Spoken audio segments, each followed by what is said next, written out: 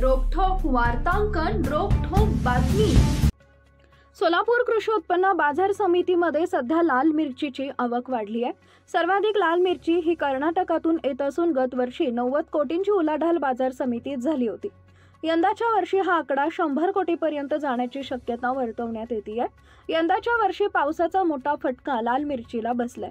सोलापूर कृषी उत्पन्न बाजार समितीमध्ये लाल मिरचीला योग्य भाव मिळत नसल्याने शेतकऱ्यांमधून तीव्र नाराजी व्यक्त करण्यात येत असून सध्या दिवसाला जवळपास 6000 पेक्षा अधिक पोती लाल मिरचीची आवक होत असल्याची माहिती बाजार समितीतील व्यापाऱ्यांनी दिली आहे। आज मार्केटमध्ये 6000 6500 पोत्याची आवक आहे। शेतकऱ्याला जसं मिळेल तसं दर मिळत नाही। माल जे एक्सपोर्ट होणारा माल ह्या काळात जे फेब्रुवारीमध्ये माल एक्सपोर्ट होत होता ते एक्सपोर्ट थांबला गेला आहे। शेतकऱ्यांना मिरचीमध्ये दर मिळत नाही।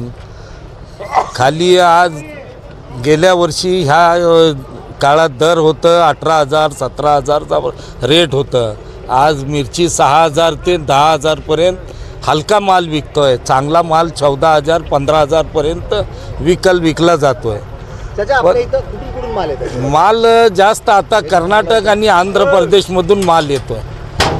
कर्नाटकला जास्त आवक आपली C5 नंबर 5 म्हणून कर्नाटकनं माल येतोय जास्त। कुठल्या प्रकारच्या मिरच्या असतात? मिरची येते नंबर 5, गरुडा 5531, आणखी बॅडगी, तेजा, हा असला प्रकारचा माल जास्त येतोय। महाराष्ट्रातील महत्त्वाच्या आणि ताज्या बातम्या पाहण्यासाठी आमच्या जय हो न्यूज चॅनलला सबस्क्राइब करा आणि बेल आयकॉन प्रेस करा।